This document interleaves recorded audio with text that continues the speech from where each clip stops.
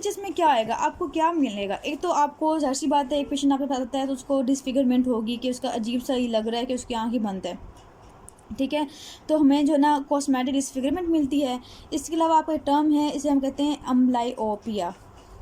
अगर एक पेशेंट आया है बच्चा, ठीक है, उसे कंजेंटल टॉसिस है, कंजेंटल टॉसिस होगी, उसकी एक आंख ये है और दूसरी आंख ये है, इसको टॉसिस हो गई है इसकी, ठीक है। टॉसिस होने की वजह से ये देख नहीं पा रहा है बच्चा। अब अब जो बच्चों के स्टार्टिंग ईयर्स होते हैं 1 to 9 ईयर्स कह लें, ठीक है, तब क्या होता है कि आपकी ये आंख जो है ये देख रही होती है, ये भी देख रही होती है। देखने के साथ क्या होती है कि हमारी जो कोई भी अगर आगे कोई भी चीज़ है उसका जो है ना शेप है या हम जो देख रहे हैं उसको ना वो फ्यूज़ करती है माइंड के अंदर। फ्यूज़ करने के बाद वो एक बनाती है। ये जो फ्यून मैकेनिज़्म होता है कि हमने एक चीज़ को, किसी भी चीज़ को एक दिखाना है दोनों आईज से, वो आपके स्टार्टिंग ईयर्स में होता है। अगर आपकी आंख, ठीक है, किसी बच्चे की आंख जो है वो स्टार्ट से ही बंद है, ठीक है, वो देख ही नहीं पा रहा, तो क्या होगा कि इसका जो स्टिमुलेशन होता है ब्रेन में होना था, फ्यून मैकेनिज़्म होना था, वो ख़राब हो जाता है, सिर्फ इसका रह जाता है। अगर ये हम काफ़ी साल बाद ठीक करें टॉसिस इसका, बाद में इसका जो फ्यून मैकेनिज़्म था वो ठीक नहीं हो पाता। वो जो मतलब किसी चीज़ को एक दिखाना था, प्रॉपर तरीके से 3 डायमेंशनल दिखाना था, अब वो नहीं दिखाएगा। इसे हम कहते हैं कि एम्ब्लायोपिया होता है। इसमें कोई ऑर्गेनिक कास्ट नहीं होती, सिर्फ और सिर्फ हमें वो फ्यून मैकेनिज्म की वजह से उसका जो है विजन जो है वो उसकी ख़राब हो जाती है, ठीक है। तो अगर पेशेंट बच्चा है उसको हम ठीक नहीं करें, ठीक है, उससे क्या हो जाएगा, उसको एम्ब्लायोपिया हो जाएगा। इसके बाद आपको जो पेशेंट है, ठीक है, अब वो नहीं देख रहा, उसकी आईलिड मतलब क्लोज है। क्लोज होने की वजह से क्या होगा कि जिसकी जो आंख है उसे पता नहीं है मैंने कहाँ मूव करवानी है, ठीक है, तो वो उसका क्या हो जाएगा, स्क्विंट हो जाएगा। स्क्विंट वो किसी साइड पे भी हो सकता है, कोई और कॉज भी हो सकती है, कोई पैरालिसिस भी हो सकती है, तो स्क्विंट भी हमें मिल सकता है इसके अंदर। अच्छा जी, अब हम बात करते हैं इसके अलावा कि अगर पेशेंट की आईलिड ड्रॉप की हुई है तो क्या होगा, एबनॉर्मल हेड पोस्चर होगा। एबनॉर्मल हेड पोस्चर कब होता है कि अगर एक पेशेंट आया आपके पास, उसकी जो ये इस आंख का भी आईलिड, इस आंख का भी आईलिड जो है ना वो ड्रॉप किया हुआ है, यहाँ तक ड्रूप किया हुआ है, नीचे कॉर्निया सपोज करेंगे आपकी, ठीक है। अब वो देख नहीं पा रहा, तो क्या करेगा, अपना जो सर है वो ऊपर की तरफ उठाएगा, ठीक है, ताकि मेरी जो आइज़ के नीचे से हमें थोड़ा सा देख पा रहा हूँ, यहाँ से थोड़ा सा मुझे पीपल नज़र आ रहा है, थोड़ा सा पीपल नज़र आ रहा है, उससे मैं देख पाऊँ। तो वो अपना जो हेड है, हेड वो हमेशा एलिवेट करके रखता है, चिन एलिवेट करता है ताकि मुझे नज़र आ जाए। सो इसमें एबनॉर्मल हेड पोस्चर होगा। फिर अगर एक जो पेशेंट है वो बार बार अपना जो सर उठा उठा के देख रहा है, ठीक है, तो उसके फोरहेड पे क्या बन जाएंगे, रिंगलिंग हो जाएगी ना, ठीक है, तो रिंगलिंग भी हमें मिलेगी इसके अंदर। सो ये जो है ना आपके ना क्लिनिकल फीचर्स मिल रहे होते हैं आपको, या फिर ये समझ लें कि आपके कॉम्प्लिकेशन में भी आ सकते हैं ये, कि इस तरह से ये हो सकता है। नेक्स्ट आपका बहुत इंपॉर्टेंट टॉपिक आ रहा है। यहाँ तक आपने सारा का सारा पढ़ लिया है, कौन कौन से टाइप्स होती हैं, फीचर्स क्या होते हैं, ठीक है, उसकी हर एक क्लिनिकल फीचर्स अलग अलग से कर ली हैं।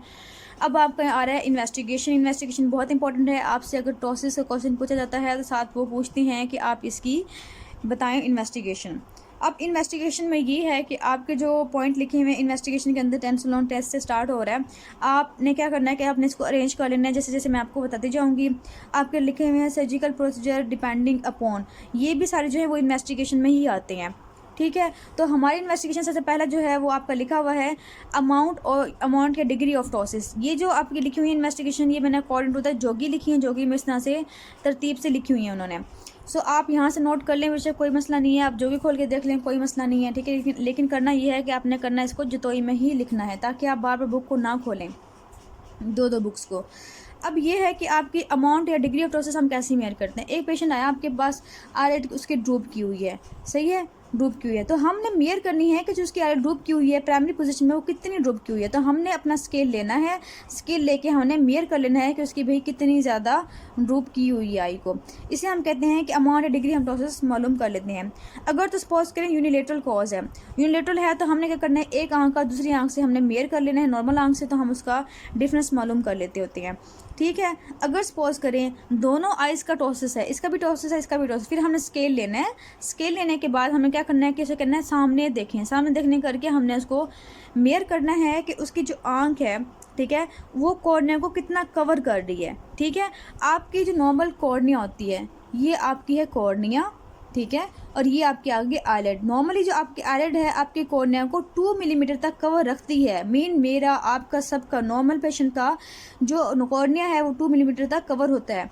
अगर इंसान बहुत ज़्यादा अपनी आँखें खोल के ऐसे देखे तो हमें लगता है फिर ये होता है कि आपको कॉर्निया पूरी की पूरी नज़र आती है, लेकिन नॉर्मली जो है ना वो पूरी कॉर्निया नज़र नहीं आ रही होती। अब मैंने मेयर किया है कि जो एक आँख का जो कॉर्निया कवर था वो 4 मिलीमीटर था। सपोज़ करें कि ये जो आपका आईलिड था ये यहाँ पे आया, सपोज़ करें, ठीक है। तो ये जो डिस्टेंस हो गया ये 4 मिलीमीटर हो गया। अब 4 मिलीमीटर कॉर्निया को कवर किया हुआ है, लेकिन टोसिस कितना होगा? टोसिस हम निकालेंगे 4 - 2 करेंगे। 2 क्यों करेंगे? क्योंकि 2 मिलीमीटर तो ऑलरेडी कवर है, वो तो नॉर्मल है, सो वो तो उस डिग्री में नहीं आएगा ना। तो हमने 4 - 2 करना है। इस तरह से हमारा जो है ना वो डिग्री ऑफ टोसिस क्या आ गई? 2 मिलीमीटर आ गई है। अब हम इस बेस पे ये जो हमारा माइनस निकला है इस बेस पे हमने करना है, इसको ग्रेड करना है।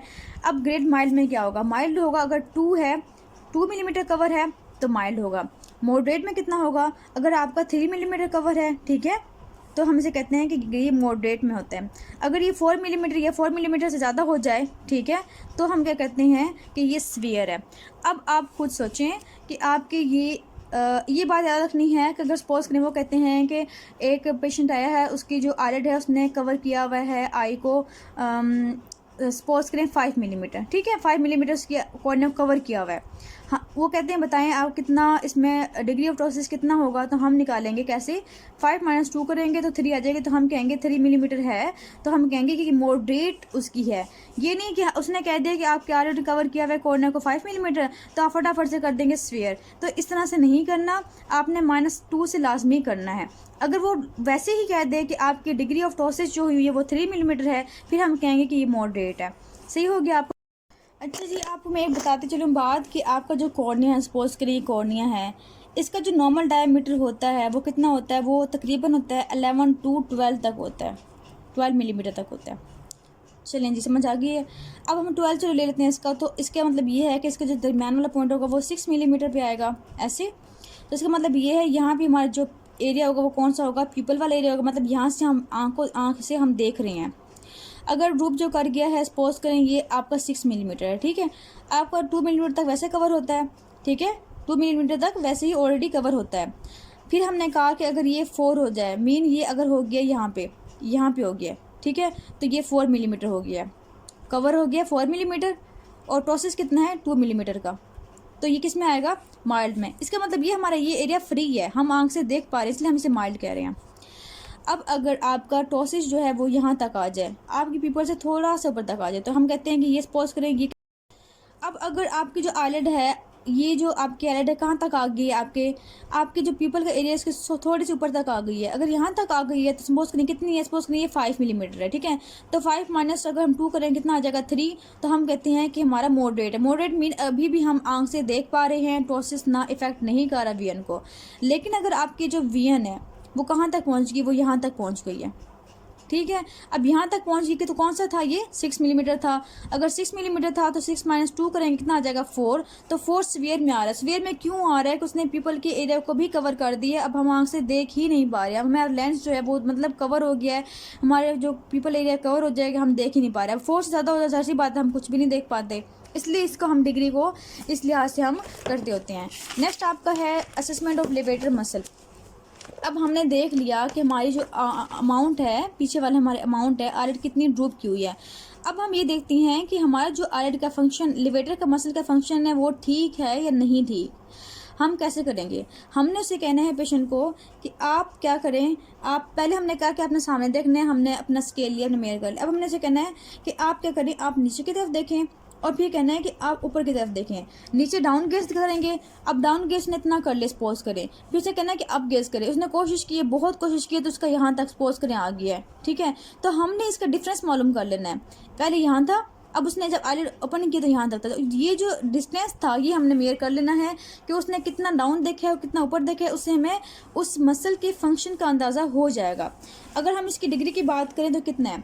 अगर नॉर्मल कब होता है? नॉर्मल हम 15 मिलीमीटर तक जो है ना, अगर हम नॉर्मल की बात करें, जैसे मैं हूँ या आप हैं, तो हम जो करते हैं कि हमने डाउन गेज पोजीशन की है इतनी, और फिर हम जब अप करते हैं तो फुल ऊपर कर लेते हैं, ठीक है, आईलिड को। सो ये डिस्टेंस जो होता है आपका 15 मिलीमीटर तक नॉर्मल होता है।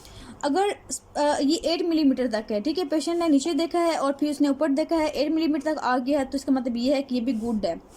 फिर उसके बाद हम बात करते हैं फियर की। तो फियर में क्या होता है कि 5 to 7 तक, ठीक है। 5 to 7 तक जो होता है ना वो फियर होता है। इसमें क्या होता है कि आपकी थोड़ा सा और कम कर लें इससे, ठीक है। पुअर कब होगा? जब 4 मिलीमीटर होगा। 4 मिलीमीटर ये है कि आपकी जो आई है, ठीक है, वो उसने थोड़ा इतने ड्रॉप की हुई थी, जब उसने उठाई तो बिल्कुल थोड़ा सा एलिवेट किया उसने, ज़्यादा एलिवेट नहीं कर सका, लेकिन फंक्शन है, लेकिन पुअर है, ठीक है। तो लेवेटर मसल का फंक्शन हम देख लेते होते हैं। हम ये चीज़ें इसलिए कर रहे हैं क्योंकि हमें जब सर्जरी करनी होती है, चीज़ें बहुत इंपॉर्टेंट होती हैं वहाँ पे करने के लिए। अब जब हमने किया था एपोनेुरोसिस वाला, तो एपोनेुरोसिस में क्या था? लेवेटर मसल फंक्शन बिल्कुल ठीक था, बिल्कुल वो नॉर्मल में आ रहा था, उसका कोई मसला नहीं था। अच्छा जी, इसके बाद हम बात करते हैं, एक और टर्म है आपकी मार्जिनल रिफ्लेक्स डिस्टेंस। तो ये अपने वहाँ पे नोट कर लिए, आपके पास पेपर का क्वेश्चन है वैसे भी। तो मार्जिनल लाइट रिफ्लेक्स की बात करें तो ये क्या होता है आपका, हम मेयरमेंट कर रहे हैं, ठीक है। तो इसमें मेयरमेंट हम किस चीज़ से करते होते हैं? ये होता है कि हमने ये डिस्टेंस लेना होता है फ्रॉम कॉर्नियर लाइट रिफ्लेक्स से लेकर to central position of the upper light, ठीक है। आप इसकी डेफिनेशन लिख लें कि डिस्टेंस हम मेयर करते हैं, डिस्टेंस मेयर्ड किस किस के बीच में? फ्रॉम कॉर्नियल लाइट रिफ्लेक्स, ठीक है। आपकी कॉर्नियल लाइट रिफ्लेक्स पता है ना आपको, जब आप लाइट डालते हैं आँख में तो आपका एक रिफ्लेक्स बन रहा होता है दरमियान में बिल्कुल आई के, से कहते हैं corneal light reflex. Corneal light reflex, ठीक है, से लेकर कहाँ तक जाता है? टू मिड पॉइंट लेते होते हैं अपर आईलिड का। अब ये देखें, आपका ये सपोज करें ये आपकी आईलिड है, ठीक है, और ये आपका जो है वो कॉर्निया था, ठीक है। कॉर्निया की यहाँ बीच में अपनी लाइट डाली तो यहाँ पे स्टार बन रहा होता है आपका, ठीक है। यहाँ से लेकर ये जो आईलिड है इसके दरमियान जो डिस्टेंस होता है हमने वो मेयर करना है इसके अंदर, बस। नॉर्मल कितना होता है? नॉर्मल आपका होता है 4 मिलीमीटर। अब मैंने आपको बताया था कि जो कॉर्निया है, आपको याद होना चाहिए, कॉर्निया जो था वो कितना था, उसका डायमीटर कितना था? 12 मिलीमीटर था, ठीक है। तो आपका दरमियान कितना आएगा? 6 मिलीमीटर, ऐसे हो गया। नॉर्मल कितना कवर होता है? नॉर्मल कवर होता है आपका 2 मिलीमीटर, सही हो गया। तो बाकी कितना बच गया? 4। तो ये इसका मतलब ये यहाँ से डिस्टेंस लेकर यहाँ जो लाइट रिफ्लेक्स बन रही थी मिड पॉइंट पे, इसके नॉर्मल कितना होता है? 4 मिलीमीटर डिस्टेंस होता है। अगर ये 4 मिलीमीटर डिस्टेंस जो है इससे कम हो जाए, इससे कम होकर 2 मिलीमीटर रह जाए, इसका मतलब ये इतने कितने ड्रॉप किया है? 2 मिलीमीटर तक ड्रॉप किया हुआ है, मतलब 2 मिलीमीटर इसने कवर आगे किया हुआ है। और ये डिस्टेंस कितना रह गया? 2 मिलीमीटर रह गया, तो ये 2 मिलीमीटर कवर किया हुआ है। अगर ये सपोज करें कि आपका 1 मिलीमीटर रह गया है, इसका मतलब ये है कि इसने ड्रॉप कहाँ तक किया हुआ है? 3 मिलीमीटर तक ड्रॉप किया हुआ है। तो इससे हम मालूम कर लेते हैं मार्जिनल रिफ्लेक्स डिस्टेंस से कि कितना जो है वो नीचे गया हुआ है, ठीक है। तो हम क्या करते हैं कि नॉर्मल जो आईलिड है उसको हम माइनस कर लेते होते हैं टोटल आईलिड है उसे हम कर लेते हैं। मतलब नॉर्मल जो है, अपना नॉर्मल जो आईलिड पोजीशन है उसे माइनस करना है टोटिक आईलिड से। नॉर्मल कितना था? 2 था, ठीक है। टोटिक कितना था? अगर ये 4 चला गया है, 5 चला गया है, 6 चला गया था, हम उसकी तरह से हम इसे कर लेते होते हैं 3 तक इसने चला गया, ठीक है। तो 3 मिलीमीटर तक ये ड्रूप किया हुआ इतना। तो इससे हम मालूम कर लेते होते हैं मार्जिनल रिफ्लेक्स डिस्टेंस को। इसकी अपनी डेफिनेशन कर लेनी है। नॉर्मल क्या होता है बस ना याद रख लें, बेशक आगे याद ना रखें। अब इसके बाद ये तो हमने देख लिए हैं कि हमारी जो आईलिड है उसका लेवेटर फंक्शन कैसा था। अब हमने क्या करना है कि हमें प्रॉब्लम थी एक मस्तीना ग्रेविस की, तो हम इसे कैसे टेस्ट करेंगे? उसे हम करेंगे टेंसलॉन टेस्ट। टेंसलॉन टेस्ट का हमने इंजेक्शन देना होता है पेशेंट को, ठीक है। इंजेक्शन देने से क्या होगा कि वो इम्प्रूव कर जाएगा मस्तीना ग्रेविस। किसका हमने देना होता है इंट्रावेनस इंजेक्शन? एड्रोफोनियम क्लोराइड का, उसे हम टेंसलॉन कहते होते हैं। अगर वो इंप्रूव कर जाए इसका मतलब ये है इस बंदे को माइस्थीनिया ग्रेविस है, ठीक है। फिर हमने माइस्थीनिया ग्रेविस की ट्रीटमेंट देनी होती है, हमें ड्रग्स वगैरह देनी होती हैं, हमने फिर और प्रोसीजर करने होते हैं। एक होता है आइस टेस्ट। आई टेस्ट भी आपको करना होता है माइस्थीनिया ग्रेविस के लिए। जैसे हम आइस पेशेंट के ऊपर रखेंगे तो वो जो ना वो इम्प्रूव कर जाएगी, ठीक है। इसे हम कहते हैं आइस टेस्ट। ये देखें, ये आपका पेशेंट आया है टोसिस के साथ, ठीक है। हमने क्या करना है कि हमें चेक करना है कि इसको माइस्थीनिया ग्रेविस तो नहीं है। तो जब हमने इसके हमने आइस टेस्ट किया तो इसकी जो आँख है वो इम्प्रूव कर गई है। उसके बाद हम करते होते हैं हॉर्नर सिंड्रोम के लिए एक फिनालिफ्रीन टेस्ट, ठीक है। वो स्पेसिफिक इसी के लिए होते हैं सिंपैथेटिक एक्टिविटी चेक करने के लिए। इसके अलावा हम न्यूरोलॉजिकल इन्वेस्टिगेशन भी कर लेते हैं कि नर्व्स की प्रॉब्लम तो नहीं है, वो टेस्ट करवा लेते होते हैं। इसके अलावा हम है ना और टेस्ट भी टेस्ट तो नहीं कहते, हम एग्जामिनेशन करवाते होते हैं। वो कौन कौन से होते हैं कि हमने ना पेशेंट की ओक्यूलर मोटिलिटी चेक कर ली है। अब आपको पता है कि ओक्यूलर मोटिलिटी कब रिस्ट्रिक्ट होती है? जब थर्ड के नर्व की पाल्सी हो जाए। कॉर्नियल सेंसिटिविटी चेक करते हैं कि कॉर्निया की सेंसिटिविटी ठीक है या नहीं है, उसमें कब होती है? क्योंकि कॉर्निया को जो सप्लाई कर रही होती है वो 5th नर्व नर्व कर लेते हैं तो 5th नर्व तो नहीं ख़राब होगी। इसके अलावा हम वेल्स पल्स चेक कर लेते होते हैं कि 7th नर्व तो नहीं ख़राब होगी, ठीक है। इसके अलावा मार्कस गंज या विंकिंग प्रोसेस करते हैं कि मिस इन्वेस्टिगेशन तो नहीं होगी 3rd और 5th क्रेनियल नर्व की, ठीक हो गया। तो हमने ये जो है ना सारी के सारी इन्वेस्टिगेशन करवा दी हैं। इसमें आपके MCQs आ सकते हैं और वैसे इन्वेस्टिगेशन पूछें तो आपने इनके नाम लिख के सिर्फ एक एक पॉइंट पे लिख दें। अब हमारा मेन जो आता है वो है ट्रीटमेंट जो है आपने वो करनी है, आपने सारी के सारी जोगी के अकॉर्डिंग, ठीक है, जोगी में आपकी बेस्ट लिखी हुई है उसी के अकॉर्डिंग करनी है। मैं आपको लिखवा भी देती हूँ, बेशक आप यहाँ से लिख दें, बिल्कुल कोई प्रॉब्लम नहीं है। अब हम बात करते हैं इसकी प्रिंसिपल्स की कि हमने जो ट्रीटमेंट करनी है, सर्जरी करनी है, अगर सपोज करें उस पेशेंट वो हमारे पास आया है, उससे ना इनकम्प्लीट 3rd क्रेनियल नर्व की पाल्सी हो गई है, तो हम क्या करेंगे, हम उसे ट्रीट करेंगे, ठीक है, उस नर्व को ट्रीट करेंगे। अगर कंजेंटल टॉसिस होगी तो हम उसके लिए सर्जरी करते होते हैं। कंप्लीट पैरालिसिस होगी फिर भी हम उसके लिए सर्जरी करते होते हैं। मैकेनिकल टॉसिस होगी जैसे क्लेजियन वगैरह हो गया तो हम उसको रिस्पेक्टिव सर्जरी करेंगे कि उसे हम रिमूव करेंगे, ठीक है। लेकिन इसमें अगर आपकी टॉसिस आती है तो मोस्टली आपकी जो आती है वो पेशेंट कंजेंटल टॉसिस के साथ आ सकता है, ठीक है। तो हमने जो ट्रीटमेंट करनी होती है वो मोस्टली सर्जरी ही करनी होती है। आपके जो बच्चा आया आपके पास, उसकी जो आइडियल एज होती है ट्रीट करने की वो 4 to 5 ईयर्स होती है, ठीक है, ये आइडियल एज है। लेकिन इससे पहले भी कर सकते हैं अगर बहुत ज़्यादा सीवियर किस्म की टॉसिस हुई है। अब हमने इसमें कौन कौन से प्रिंसिपल्स लगाने हैं। अब आप खुद सोचें कि हमारे प्रिंसिपल क्या लगेंगे कि हम देखेंगे कि जो पेशेंट आया है हमारे पास, ठीक है, उसकी कौन कौन से जो मसल हैं वो ठीक है, ठीक है। अब सपोज करें उसका जो अगर उसका जो लिवेटर मसल है, ठीक है, लिवेटर जो मसल है उसका फंक्शन जो है वो गुड है सपोज करें तो हम उसी को यूज़ कर लेंगे। अगर वो थोड़ा सा रिड्यूस हुआ है तो उसी को हम नॉर्मल ठीक करके तो हम कर, जैसे हमने बात की थी कि सिंपल कंजेंटल टॉसिस की बात की थी जब हमने, दोस्तों मैंने बताया था आपको कि उसका जो फंक्शन है लिवेटर मसल का वो रिड्यूस हो गया था, तो हम उसी को यूज़ कर लेंगे। फिर हम बात करते हैं हमारे जो एपोन्यूरोटिक की बात की थी हमने, वहाँ पर उसका मसल का फंक्शन ख़राब ही नहीं हुआ था बल्कि वो तो एपोन्यूरोसिस ही डिसेंसेशन हो गई, तो हम उसको ठीक कर लेंगे।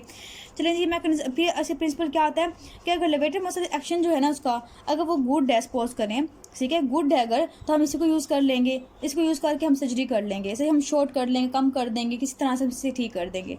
अगर सपोज करें ये जो मसल है ये जो है ना काम नहीं कर रहा, ये काम नहीं कर रहा, तो फिर हम क्या यूज़ करेंगे, दूसरा हमारा ऑप्शन होता है कि हम सुपीरियर जो रेक्टस मसल था उसको यूज़ करके हम अपनी लिड को जो है वो एलिवेट कर लें।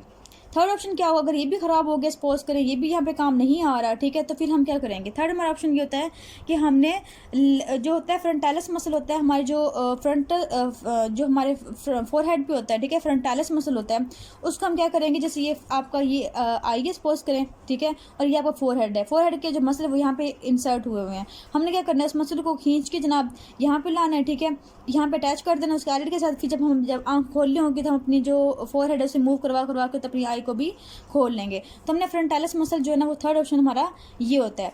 अगर सपोज करें फ्रंटालिस मसल भी ख़राब हो गया या फिर हमने बहुत सर्जरी कर करके थक गए और काम नहीं आ रही कोई भी, तो फिर हमने क्या करना होता है, हमने फिर फेशियल लैटर लेना होता है। फेशियल लैटर जो होता है हमारा, ठीक है, वो हमने लेने के बाद हमने उसको यहाँ पे अटैच करना है फ्रंटल के साथ, ऊपर अटैच करने के बाद हमने आइलिड के ऊपर अटैच करके तो इससे हम सर्जरी कर लेते होते हैं। तो ये भी हमारा एक ऑप्शन ट्रीटमेंट होता है। इसके बाद जब हम टेक्निक्स करते हैं कि कौन कौन सी टेक्निक्स जो है ना वो लगनी है हमारी, अगर हम यूज़ कर रहे हैं लिवेटर मसल को, ठीक है, उसको रिजेक्ट कर रहे हैं, काट के छोटा कर रहे हैं ताकि उसका फंक्शन जो है वो काम करे, तो इसके लिए आपने 3 सर्जिकल प्रोसीजर जो है ना वो याद रखनी है। एक होता है ब्लास्कोविक्स, ठीक है, दूसरा आपका होता है एवरबुश, ठीक है, आपकी जोगी में लिखी हुई हैं ये सारे नाम, एवरबुश, और थर्ड जो होता है आपके पास उसे हम कहते हैं फैसानेला सर्वट ऑपरेशन।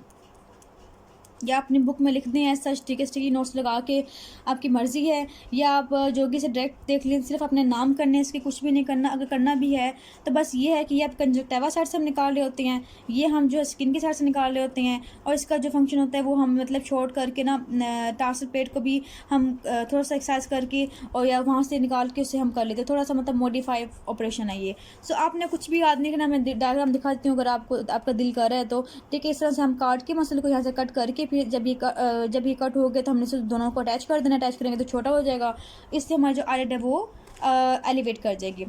सेकंड मैंने आपको ऑप्शन दिया था कि अगर ये फंक्शन ख़राब है, अगर ये फंक्शन ठीक है तो हमने 3 ऑपरेशन कर लेने, जिनके नाम याद रख लेने हमने। अगर ये फंक्शन ख़राब हो गया इस मसल का तो हमने क्या करना है, सुपीरियर रेक्टस को यूज़ करने हैं। तो सुपीरियर रेक्टस के लिए जो ऑपरेशन होता है उसे हम कहते हैं मोटेज ऑपरेशन, ठीक है। मोटेज ऑपरेशन में क्या यूज़ करते हैं, सुपीरियर रेक्टस को यूज़ करके तो हम इसको एलिवेट कर रही होती हैं। ठीक हो गया, तो आपने याद रख लेना इसको, अगर याद नहीं है तो आपने याद रखना कि मोटा रेक्टस। अब हमारे पास जो थर्ड ऑप्शन था, हमने क्या किया था कि अगर हमारा स्पीड रेक्टस भी जो है वो भी ख़राब हो गया तो फिर हमने क्या यूज़ करना है, हमने यूज़ करना है फ्रंटालिस मसल। ठीक है, तो फ्रंटालिस मसल के जो हम यूज़ कर रही हैं वो हम कर रहे हैं हेज ऑपरेशन। ठीक है, इसका नाम है हेज ऑपरेशन। ठीक है, इसे यूज़ करके हम फ्रंटालिस यूज़ करते होते हैं। अब मैं दिखा दूँ अगर आपको डायग्राम, तो ये देखिए ये हेज ऑपरेशन हो रहा है, हमने फ्रंटालिस मसल लिए अटैच कर दी। यहाँ पे कुछ भी नहीं करना, बस नाम याद रखना है, आपको समझ तो आएगी ये सारी की सारी। फ्रंटालिस मसल यूज़ करना है। अगर आपको इस पोस्टर याद नहीं हो रहा तो हम कोई निमोनिक बना लेते हैं। चलें जी, तो हमने निमोनिक बना लिया, ही इज़ फाइन। तो हैज़ ऑपरेशन होता है किसके लिए, फ्रंटालिस मसल यूज़ करते होते हैं इसमें। फोर्थ ऑपरेशन मैंने फोर्थ बताया था मैंने आपको कि अगर कोई भी हल नहीं निकल रहा, ठीक है, सारे के सारे तीनों मसल का हल नहीं निकल रहा या बार बार ऑपरेट कर रहे हैं, ठीक नहीं हो रहा, फिर हमने फेशियल लेटर लेना है। लेने के बाद हमने इसको अपर आईलिड से अटैच कर लेना है और इस तरह से हम इसको ट्रीट कर लेंगे। जैसे मैं आपको डायग्राम दिखाऊँ, अगर आपको ये देखें, आपका फ्रंटालिस मसल आया है, ठीक है, फेशियल लेटर आया है, आने के बाद फ्रंट अटैच हुआ है, अटैच होने के बाद आपके आईलिड से अटैच हुआ है, तो इसने फिर आपको आपकी आईलिड को मतलब एलिवेट करना है।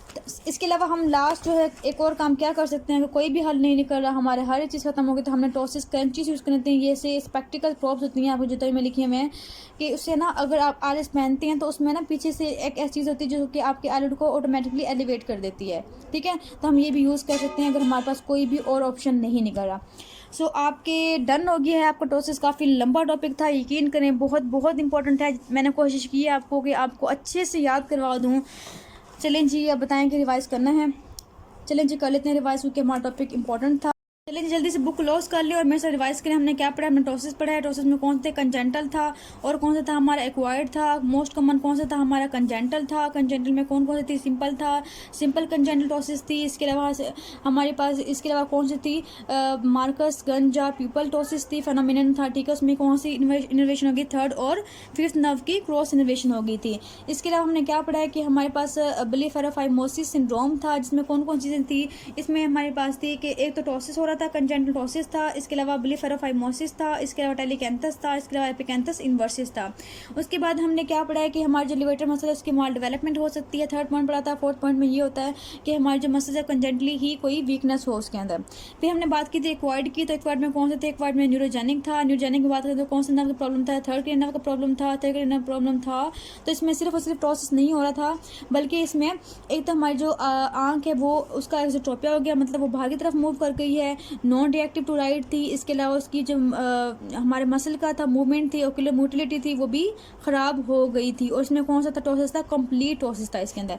फिर हमने बात की थी कि हमारे सिंपैथेटिक सिस्टम ख़राब अगर हो जाए तो कौन सा होता है, हॉर्नर सिंड्रोम हो जाता है। हॉर्नर सिंड्रोम में क्या होता है कि आपकी जो आईलिड है वो पार्शियल टॉसिस होता है कि थोड़ी सी ऊपर वाली भी आईलिड बंद हो जाती है, नीचे वाली ऊपर मूव कर जाती है। उसके बाद हमने पढ़ा था कौन सा, मायोजेनिक पढ़ा था। हम बात करते हैं मायोजेनिक की बात करें अगर, तो मायोजेनिक था। मायोजेनिक में कौन कौन से हमने पढ़ी थी टाइप्स, एक थी मास्टेनिया ग्रेविस की वजह से हो रहा था। इसके अलावा आपकी ओक्यूलर थेरेपैथी थी, इसके अलावा मायोटोनिक डिस्ट्रोफी थी, तो इनकी वजह से हमारा प्रॉब्लम हो सकता है। मास्टेनिया ग्रेविस वाला पेशेंट कहता है कि मुझे इवनिंग के साथ साथ जो टॉसिस है वो बढ़ जाता है। फिर हमने क्या पढ़ा था, फिर हमने पढ़ा था एपोन्यूरोसिस वाला पढ़ा था। तो एपोन्यूरेटिक में क्या हो रहा था, इसकी कॉजेज ये होती हैं कि कोई ट्रॉमा हो गया है, या सिनाइल हो सकता है, या फिर कोई सर्जरी हो सकती है। और इसके अलावा सबसे इंपॉर्टेंट चीज़ क्या थी इसमें कि इसमें जो आईलिड की क्रीज थी वो हायर लेवल पे थी। ठीक है, जो नॉर्मली यहाँ पे आईलिड क्रीज होती है वो कहाँ चली गई है, वो बहुत ऊपर चली जाती है आईलिड क्रीज। ठीक है, ये आपका आईलिड है तो आईलिड क्रीज बहुत ऊपर चली जाती है। इसके अलावा इसका लेवेटर फंक्शन कैसे था, लेवेटर फंक्शन बिल्कुल नॉर्मल था। ठीक है, ये नॉर्मल था, तो इसकी सर्जरी में हम क्या यूज़ करेंगे, हम पहले वाला ऑपरेशन ही यूज़ करेंगे जिसमें हमने लेवेटर फंक्शन ही को ठीक करना होता है। ठीक है, इसके अलावा हमने बात की थी कौन सी टाइप थी हमारी, मैकेनिकल टॉसिस की थी। मैकेनिकल में क्या था कि ऊपर कोई क्लेजियन या फिर कोई ट्यूमर वगैरह है उसकी वजह से हो। हम रिवाज करते हैं कि हमने से क्लिनिकल फीचर्स क्या पढ़े थे कि वही एम्प्लॉय पे हो सकता है पेशेंट को, और इसके अलावा कोई स्क्विंट हो सकता है, इसके अलावा एबनॉर्मल हेड पोस्चर हो सकता है, और सर पे जो फोर हेड पे उस पर रिंकलिंग बन सकती हैं। इन्वेस्टिगेशंस क्या किए थे, इन्वेस्टिगेशन तो बहुत ज़्यादा किए थे। अच्छा जी, कौन कौन से किए थे हमने थोड़ा थोड़ा रिवाइज कर लेते हैं क्योंकि फिर भूल जाएगा आपको बाद में। तो हमने क्या किया था कि हमने देख ली थी कि अमाउंट या डिग्री ऑफ टॉसिस क्या थी। अमाउंट डिग्री टॉसिस में हमने क्या किया था, माइल्ड किया था, मॉडरेट किया था, सीवियर किया था। हमने -2 किया था ताकि क्योंकि -2 ऑलरेडी 2 जो वो ऑलरेडी कवर थी मिलीमीटर, तो हमने -2 से माइनस करना है। तो कौन कौन सी इसकी थी, माइल्ड थी, मॉडरेट थी और सीवियर थी। माइल्ड कितना था हमारा, माइल्ड जो था वो हमारा था 2 था, ठीक है। मॉडरेट जो था वो कितना था हमारा 3 था, और सीवियर जो था वो कितना था हमारा 4 या 4 से ज़्यादा मिलीमीटर कवर किया हो अगर, ठीक है। इसके बाद हमने बात की थी कि सेकंड कौन से हमने इन्वेस्टिगेशन की थी कि हमने देख लिया लिवेटर मसल जो है उसका फंक्शन नॉर्मल है या नहीं है, ठीक है, या कितना फंक्शन है। लिवेटर मसल का फंक्शन देख लिया है हमने, वो देखा तो हमने इसमें किया कि वो नॉर्मल हो सकता है, ठीक है। नॉर्मल हम बात की कितना था वो 15 था। फिर हमने बात की थी गुड था, गुड कितना था हमारे पास वो 8 था या 8 मिलीमीटर तक था। फेयर की बात करें तो कितना था हमारा 5 to 7 था, ठीक है। इसके अलावा पोर की बात करें तो कितना था हमारा 4 मिलीमीटर था।